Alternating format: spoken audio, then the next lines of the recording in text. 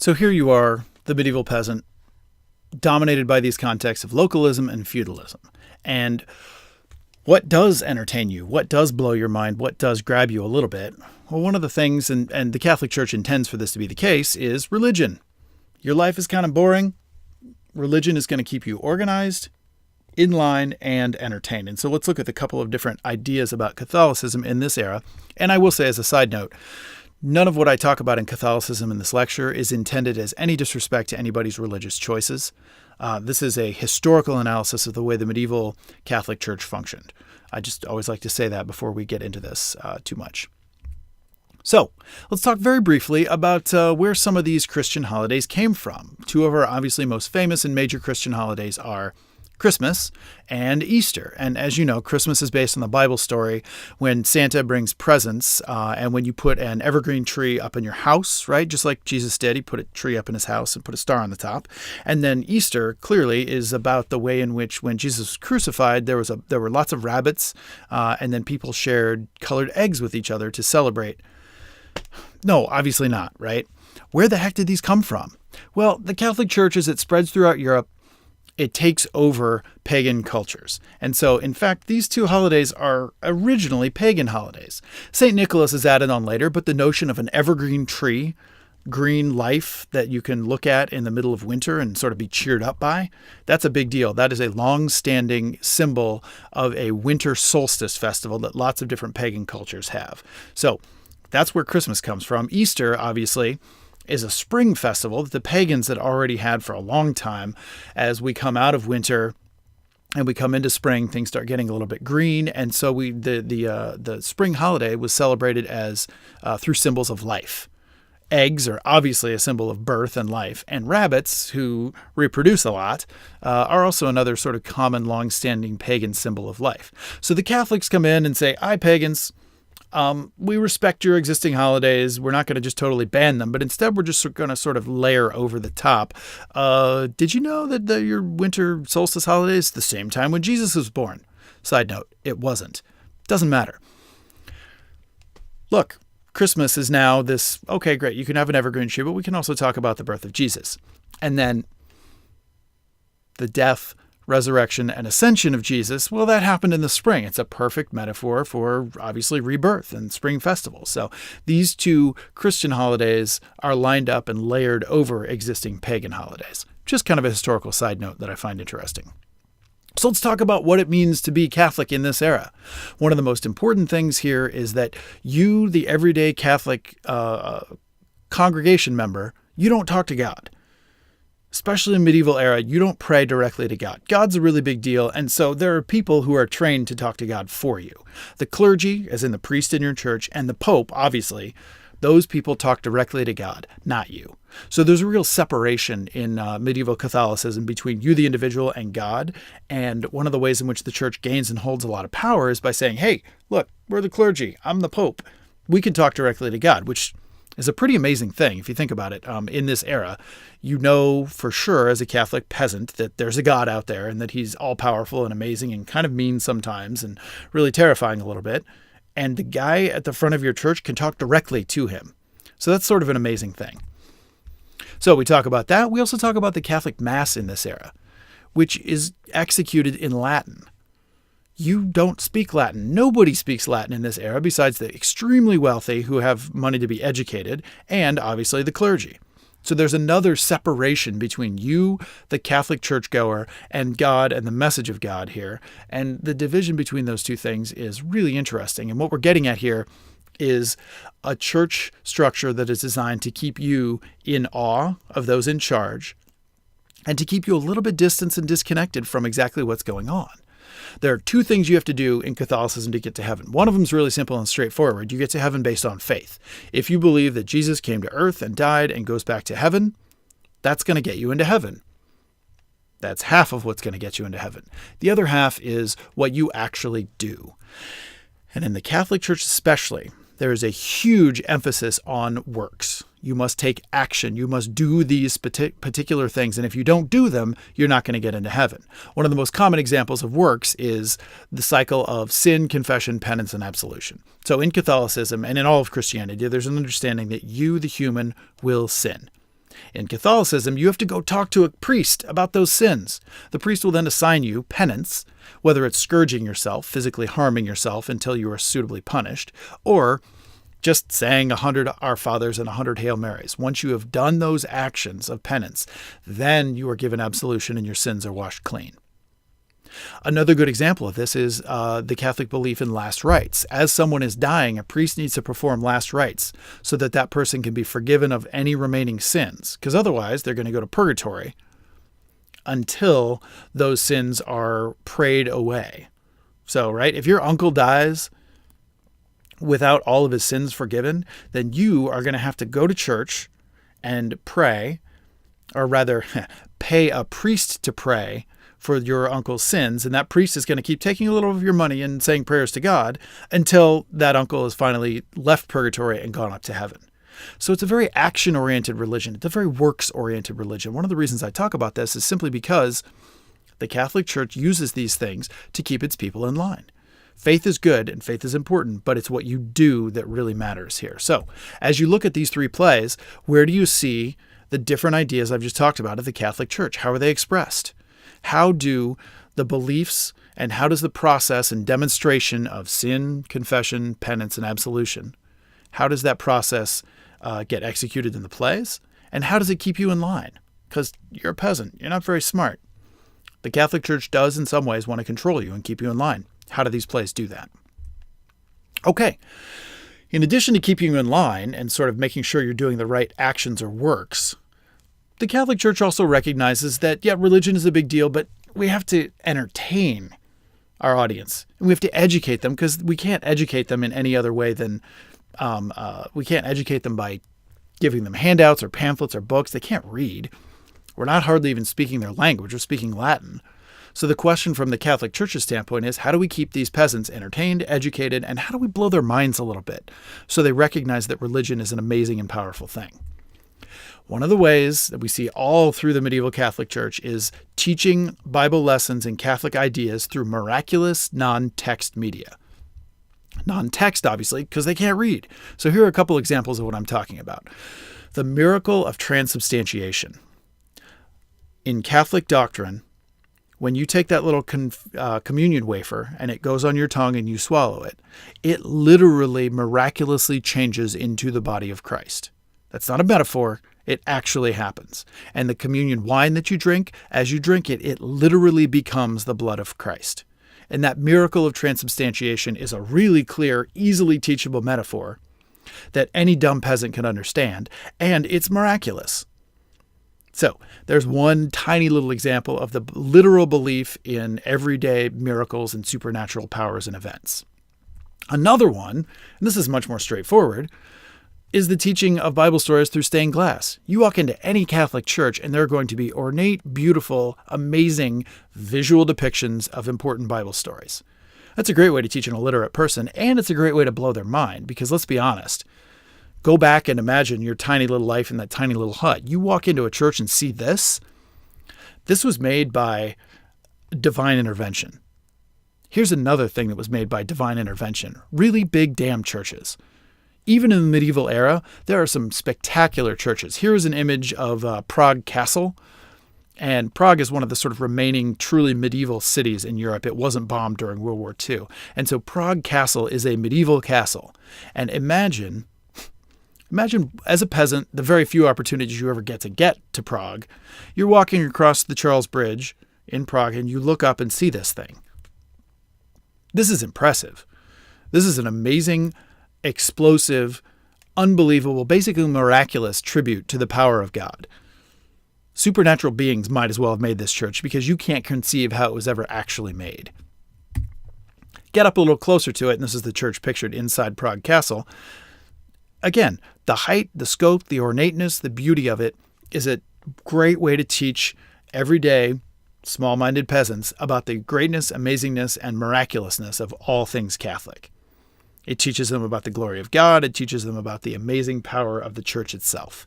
So, a couple different ways we have in non-text media, right? The other thing we have in this era is the development of church performance. Now, for a long time, the Catholics were really unsure about whether or not theater was a good idea. I mentioned this early in the lecture, right? At early points in Catholicism, there are edicts that are put out banning imitating a priest. That's one reason that the Catholics aren't so hot on this idea of theater, because you put on a costume and pretend to be somebody else, that's a sin, that's lying. And what if somebody puts on a priest costume? That's a really confusing thing, and we can't have that happening. Early on in the medieval era, the church starts to lighten up on that just a little bit and develops a handful of different ways of performance actually happening in church. One of them is that you, the medieval peasant, are going to move to 14 different places and say prayers in front of basically little dioramas that illustrate the 14 stories from the last hours of Jesus Christ. And those are called the Stations of the Cross. A couple of the examples of the stations, one of them is when Jesus is condemned to death. One of them is when he is given the cross for the first time, then he has to carry that cross. Another station is when he falls for the first time. There's a part in the Bible where a guy named Simon comes in and carries the cross for him. And we can do little sort of diorama, tableau type performances of each of these stations of the cross. It's not theater per se, but it's headed in the direction of using performance to teach. Also, if you've ever been to a Catholic church, there's quite a bit of call and response. And you don't have to be able to read in order to memorize the call and response thing. And again, it's not formal theater, but it is a little bit scripted and it is a little bit performative. And then finally, the Catholic Church gets into a place where they developed performed readings where different members of the clergy get together and play different roles. And one of the first performed readings is the fantastically named Quem Quiritus trope, written by the fantastically named Notker Balbolus. This is a very, very simple trope. Catholic clergy members would play the angel, get some nuns in there to play the three Marys. And it's a very simple story where the Marys come to find Jesus after he's been killed, and they find out that he has risen. They're the simple, straightforward lines of the Quem Quiritus trope. It's one of the first tropes, and from this idea, the notion of church performance of Bible scenes expands outward in a bunch of different directions. So, the church is saying, all right, look, we can use theater to teach our people. Also, we start getting mystery plays. And a mystery play is basically a bunch of different Bible stories. Any mystery play is one Bible story that is performed in church by the clergy in the local dialect. So, tropes and mystery plays start to be performed in the language that you already speak, not in Latin. So you, dumb peasant, can be much more easily entertained. And these mystery plays are staged throughout the church. And so we look at different areas throughout the church. And this is really simple stuff, but here's paradise. Down in the bottom right is hell. And then we have different areas that you, the medieval peasant, are going to go from place to place and watch these little different Bible stories performed in little mansions, right? Little houses or different ideas of how we might execute performance of Bible stories in the church. So, as we move forward through the medieval era, these performances continue and town life develops. Trade grows a little bit. Everybody gets a little bit more money in their pocket. Not a lot, but a little bit. And feudalism declines slightly. So town life grows just a tiny little bit. We're still in an era where in the neighborhood of 2 to 4% of everybody lives in a town. Everybody else lives out in the country in the middle of nowhere. So that's a really small number. But town life develops just a tiny little bit. Feudalism declines just a little bit. Earlier on, the feudal lords of Europe held 98% of the wealth. So all of the money in Europe that exists, 98% of it is held by feudal lords. As we move forward through the medieval era, that kind of shifts a little bit. Feudalism becomes slightly less powerful. One of the things that develops are fairs. And in accordance with the development of fairs, then trade guilds develop. And by a fair, I'm simply talking about a bunch of people coming to your town to trade a commodity. So a little town in England that was initially just sort of nowhere decides, hey, we're going to hold a wool fair. And everybody who's got sheep all over the place is going to bring their wool to our town. And in that moment, we're going to have this giant sort of festival. It's right. You got opportunity to sell things. It's kind of like a modern day carnival. But everybody's there to do business and trade wool. The other thing that happens is the development of trade guilds. So, for example, everybody in your town, as town life develops, everybody in your town who's a blacksmith gets together and forms the Blacksmiths Guild. We get apprentices in the guild, and it's sort of like a trade union. And so you've got blacksmiths and carpenters and shipwrights and tailors and all different kinds of trade guilds. And those guilds, obviously, they benefit from these fairs, as depending on what we're trading at a given fair, but all of this creates a much richer town life, so that you, the small-minded dumb peasant, might have a slightly greater reason to go to town and to participate in a social life. And that's going to broaden your horizons ever so slightly. The other thing that happens is, as town life develops, in 1220 the Pope says, look, none of this theater and church anymore. We got to get rid of this stuff. He bans performance by the clergy. The clergy needs to be serious. They don't need to be putting on costumes. That's confusing, so we can't have any of that. Theater then moves outside of the church, which, in retrospect, is about the best possible thing that could have happened to it, because it's limited in the church. Once it gets outside of the church into that rich town life, there are all kinds of different things that develop. One of the things is traveling players. And this is a Bruegel painting of a fair. And one of the things that happens is, as these fairs develop and as theater moves outside of the church, you get, and I've zoomed in on the middle here, you, the dumb peasant, have an opportunity at a fair to go see some traveling players. Short little skits, almost like vaudeville, right, or a variety show. And these traveling players have been around since the days of Rome, but now they have a place and they move from fair to fair. Again, they're very much like modern day carnies, frankly. But we get a little bit more theater going on. And so you can be entertained by and enjoy some of that stuff. We also get the development of Catholic festivals. The Feast of Fools is one of them. This is a really important festival day, one day a year, essentially, where the common people nominate their own people to play, like the jester here, which you see, right? Or they'll do a mock priest character, and everybody runs around all day, and basically it's putting the fun back in religion. The festival Corpus Christi has all kinds of ceremonies and pageants and things, and what we get at the Feast of Fools and Corpus Christi is the opportunity to do performative, fun things outside the context of the church. The other important thing we get is those mystery plays that were happening inside the church, Bible stories. Now they move outdoors. And now they're town sponsored. And now they're an example of your town's pride. And guilds will compete to build the most physically spectacular sort of pageant wagon or mansion. And I'll show you some images of this in a minute, to put on these amazing Bible plays. So here's the old version, right? You move simply from place to place inside the church. Once we kick it outside of the church, and now all the different guilds are getting together and trying to outdo one another by creating amazing things, you get mystery plays with some really impressive scenic design and special effects.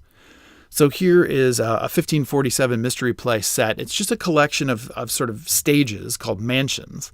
But this is the kind of thing, and let's zoom in here a little bit. You can imagine the Blacksmiths Guild having a lot of fun on the right, building and creating the fires for that hellmouth. And that's what that's called. It's a really common feature. Guys running around in devil costumes, fire shooting out, smoke, all kinds of exciting things. And again, right, what this is trying to do is blow your mind, medieval peasant, entertain you, give you some town pride, but also educate you on the terrors of hell. The boat there, that's the Sea of Galilee, which is another important part of the story of Jesus on earth. So the shipwrights are going to build a ship and maybe make a little temporary lake or something. It's rich, it's special effects oriented, it's simple, straightforward storytelling. But what we're getting here is the idea that church storytelling moves outside of the church. And we have all kinds of different exciting ways in which stories can be told. The other one we have is the addition of miracle plays. So we've got mystery plays, which are Bible stories, and then added to this are miracle plays, which show the different miracles performed by the lives of saints.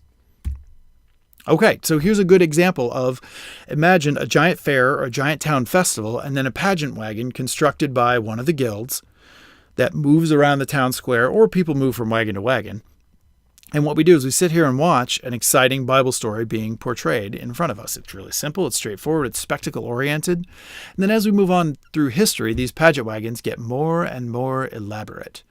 And they really do become an enormous symbol of town pride. This is the fishmonger's pageant of 1616. And now we're almost doing pageant wagons that don't have anything to do with religion, but are just really ornate ways of showing off. And I just sort of put these up here to reemphasize the idea of heavy special effects and heavy visual storytelling. So, as you read the plays, think about these are not mystery or miracle plays. These are morality plays. But all three plays you read represent some departure in some way from heavy church control. How? And then also, in what sense do these three plays create and reinforce a sense of community that supports the church but exists outside of the church? Because as we develop town life in the medieval era, that's what's happening. People aren't being anti-Catholic, but they're creating a community outside of the church. Talk to me about how those things happen. And last of all, we want to talk very briefly about the plague. Obviously, the bubonic plague is not good. In 1347, it strikes Italy. And think about how long it takes to get from Italy to Scotland or to Russia in this era. The plague in 3 years is everywhere in Europe.